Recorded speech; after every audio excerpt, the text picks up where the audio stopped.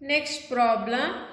X, Y, Z are partners sharing profit and loss in the ratio of 3:2:1.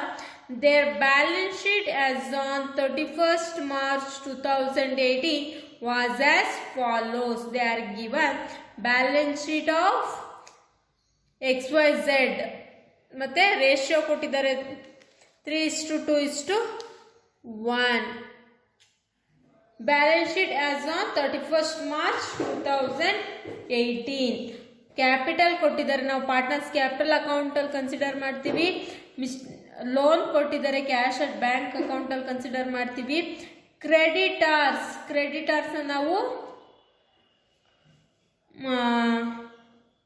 Realisation account ಅಲ್ಲಿ consider ಮಾಡ್ತೀವಿ. Life policy fund realisation account ಅಲ್ಲಿ consider ಮಾಡ್ತೀವಿ. Investment fluctuation fund also we are consider in realisation account.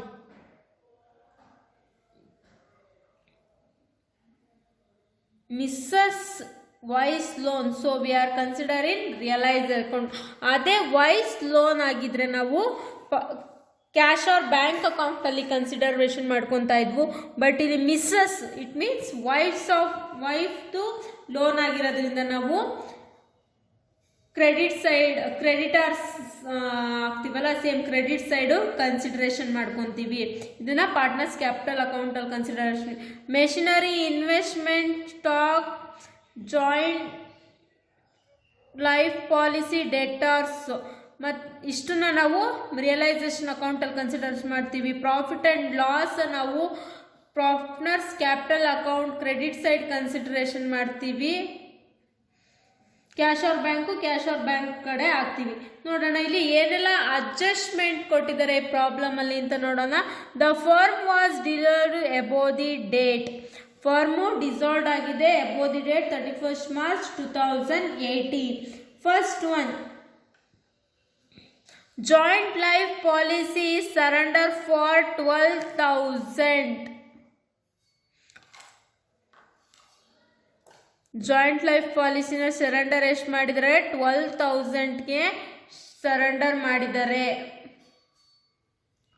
Next machinery realise for 55,000, stock 15,000, debtors 6,150. Investment taken over by X. ಇನ್ವೆಸ್ಟ್ಮೆಂಟ್ನ X taken over ಮಾಡಿದ್ದಾನೆ.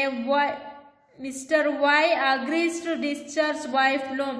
Wife ಲೋನ್ನ ಏನು ಮಾಡ್ತಾ ಇದ್ದಾನೆ, Y discharge ಮಾಡ್ತಾ ಇದ್ದಾನೆ. It's fund of investment not recorded in the books of 3,000. The same taken over by the on creditors. Creditors taken over ಮಾಡಿದ್ದಾರೆ ಮತ್ತು ಇದನ್ನ ಶೋ ಮಾಡಿಲ್ಲ, ಇನ್ವೆಸ್ಟ್ಮೆಂಟ್ ಅನ್ರೆಕಾರ್ಡೆಡ್ ಇನ್ವೆಸ್ಟ್ಮೆಂಟ್ ಅಂತ ಹೇಳಿದ್ದಾರೆ ಪ್ರಾಬ್ಲಮ್ ಅಲ್ಲಿ.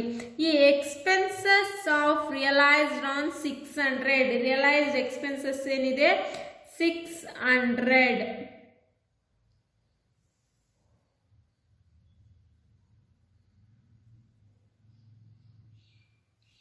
ನೋಡೋಣ. ಫಸ್ಟ್ ರಿಯಲೈಸೇಷನ್ ಅಕೌಂಟ್ ಮಾಡೋಣ. ಎಲ್ಲ ಅಸೆಟ್ ಮತ್ತು ಲಯಬಿಲಿಟೀಸ್ ಇದೆ, ಕನ್ಸಿಡರೇಷನ್ ಮಾಡ್ಕೊಳ್ಳೋಣ. Debit side, credit side. First one assets, machinery. Same as it is previous problem ನಾವು ಯಾವ ಥರ ಮಾಡಿದ್ವೋ ಅದೇ ಥರ ಅಸೆಟ್ಸ್ ಹಾಕೋದು, ಲಯಬಿಲಿಟೀಸ್ ಹಾಕೋದು, ಏನೆಲ್ಲ ಅಸೆಟ್ ತೊಗೊಂಡೋಗಿದ್ದಾರೆ ಹಾಕೋದು, ಲಯಬಿಲಿಟೀಸ್ ತೊಗೊಂಡೋಗಿದ್ದಾರೆ ಹಾಕೋದು, ರಿಯಲೈಸ್ ಅಸೆಟ್ ಹಾಕೋದು ಮತ್ತು ರಿಯಲೈಸ್ ಲಯಬಿಲಿಟಿ ಹಾಕೋದು. Same as it is.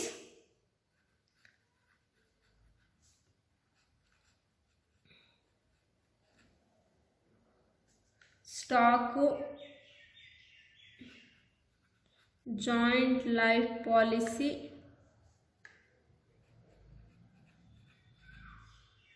Debtors,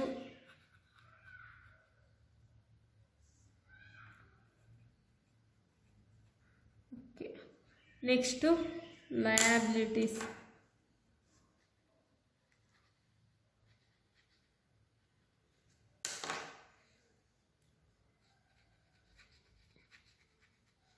creditors 18,500, life policy fund 10,000, Mr. Wise loan, Mrs. Wise loan ಎಷ್ಟಿದೆ? ವೈಫ್ದು 14,000 ಟು ಪಾಲಿಸಿ, ವೈಫ್ ಲೋನ್ ಬಂದ್ಬಿಟ್ಟು 10,000. Next investment 6,000. ನೆಕ್ಸ್ಟು ಏನೆಲ್ಲ ಅಸೆಟ್ಸ್ ರಿಯಲೈಸ್ಡ್ ಆಗಿದೆ ನೋಡೋಣ. Cash or bank account asset realised ಆಗಿರೋದು joint life policy amount of 12,000. Next machinery 55,000, stock 15,000, debtors 6,150. Investment taken over ಮಾಡ್ತಿದ್ದಾನೆ ಯಾರು? X capital account amount of 17,500.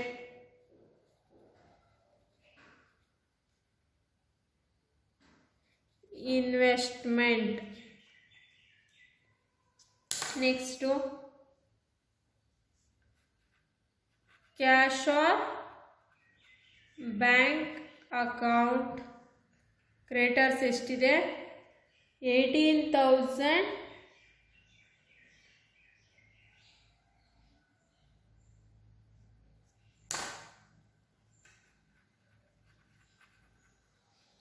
$18,500 3,000 ಯಾವುದರಿಂದ ಕೊಟ್ಟಿದ್ದಾರೆ? ಇನ್ವೆಸ್ಟ್ಮೆಂಟಿಂದ ಕೊಟ್ಟಿದ್ದಾರೆ. ಮಿಕ್ಕಿರೋದು 15,500. ನೆಕ್ಸ್ಟು ಮಿಸ್ಟರ್ ವೈಸ್ ಕ್ಯಾಪಿಟಲ್, ಯಾಕೆಂದರೆ ಅವನು ಲೋನ್ನ ಪೇ ಮಾಡಿದ್ದಾನೆ. Next realisation expenses 600. ಟೋಟಲ್ ಮಾಡಿ ಕ್ರೆಡಿಟ್ ಕಾರ್ಡ್ ಜಾಸ್ತಿ ಬರುತ್ತೆ. 1,54,150, 1,54,150 ಮೈನಸ್ ಮಾಡಿ ಪ್ರಾಫಿಟ್ ಎಷ್ಟು ಬರುತ್ತೆ ನೋಡಿ. ಪ್ರಾಫಿಟು 26,470. 26,470ನ ನಾವು 3:2:1 ಶೇರ್ ಮಾಡಬೇಕು. 26,470ನ 3:2:1 ಶೇರ್ ಮಾಡಿ ಪಾರ್ಟ್ನರ್ಸ್ ಕ್ಯಾಪಿಟಲ್ ಅಕೌಂಟ್ಗೆ ಟ್ರಾನ್ಸ್ಫರ್ ಮಾಡಬೇಕು. 13,235, 8,823, 4,412. ಇದನ್ನು ನಾವೇನು ಮಾಡಬೇಕು? ಪಾರ್ಟ್ನರ್ಸ್ ಕ್ಯಾಪಿಟಲ್ ಅಕೌಂಟ್ಗೆ ರಿಯಲೈಸೇಷನ್ ಪ್ರಾಫಿಟ್ ಅಂತ ಹೇಳಿ ಶೋ ಮಾಡಬೇಕು. ಪಾರ್ಟ್ನರ್ಸ್ ಕ್ಯಾಪಿಟಲ್ ಅಕೌಂಟ್ ಪ್ರಿಪೇರ್ ಮಾಡೋಣ. ಡೆಬಿಟ್ ಕ್ರೆಡಿಟ್ ಯಾರ್ಯಾರು ಪಾರ್ಟ್ನರ್ ಇದ್ದಾರೆ? X Y Z, X Y Z. First credit ಸೈಡಲ್ಲಿ ಬ್ಯಾಲೆನ್ಸ್ ಬ್ರಾಡ್ ಡೌನ್ ಎಷ್ಟಿದೆ? Capitals 30,000, 20,000, 10,000. Next realisation account Y pay ಮಾಡಿರೋದು 10,000. Next realisation profit 13,235, 8,823, 4,412. ನಮಗೆ ಕ್ರೆಡಿಟ್ ಸೈಡ್ ಬಂದರೆ profit and loss account 1,500 into 3:2:1, 750, 500, 250. Realization account, investment taken over ಮಾಡಿರೋದು ಯಾರು? X, 17,500. Total ಮಾಡಿ ಯಾವ ಕಡೆ ಜಾಸ್ತಿ ಬರುತ್ತೆ ಅಂತ ನೋಡಿ.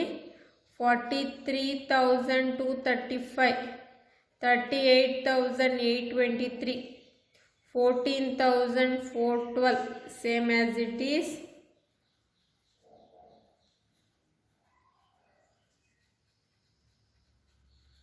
ಬಂದಿರ್ತಕ್ಕಂಥದ್ದನ್ನ ನಾವೇನಂತ ಕನ್ಸಿಡರ್ ಮಾಡ್ತೀವಿ? ಬ್ಯಾಲೆನ್ಸ್ನ balance carry down, transfer to cash of bank account 24,984.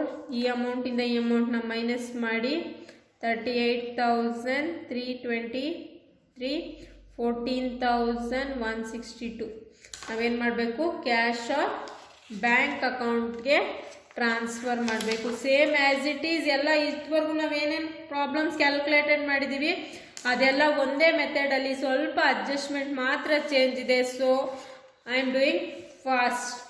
Already ನಿಮಗೆ ಪ್ರಾಕ್ಟೀಸ್ ಆಗಿರಬೇಕು. 4 ಪ್ರಾಬ್ಲಮ್ಸ್ ಮಾಡೋಕ್ಕೆ ಗೊತ್ತು, ಯಾವ್ದ್ಯಾವ್ದನ್ನ ಯಾವ್ಯಾವ ಸೈಡ್ ಹಾಕಬೇಕು ಮತ್ತು ಯಾಕೆ ಹಾಕಬೇಕು ಅನ್ನೋದನ್ನ ನಾವು ಮುಂಚೆನೇ ಡಿಸೈಡ್ ಮಾಡಿ ನಿಮಗೆ ಹೇಳಿದ್ದೀನಿ. ರಿಯಲೈಸೇಷನ್ ಅಸೆಟ್ಸ್ 88,150, ಇಷ್ಟು ಅಸೆಟ್ಟು ರಿಯಲೈಸೇಷನ್ ಆಗಿದೆ. Realisation expenses 600.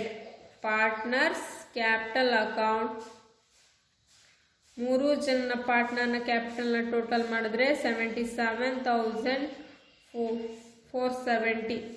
X, Y, Z 24,985, 38,323, 14,162. Creditors 15,500. Total ಮಾಡಿ 2 ಸೈಡ್ಸು 93,570, 93,570. ಎರಡೂ ಕಡೆ ಕರೆಕ್ಟಾಗಿ ಆನ್ಸರ್ ಬಂದಿದೆ.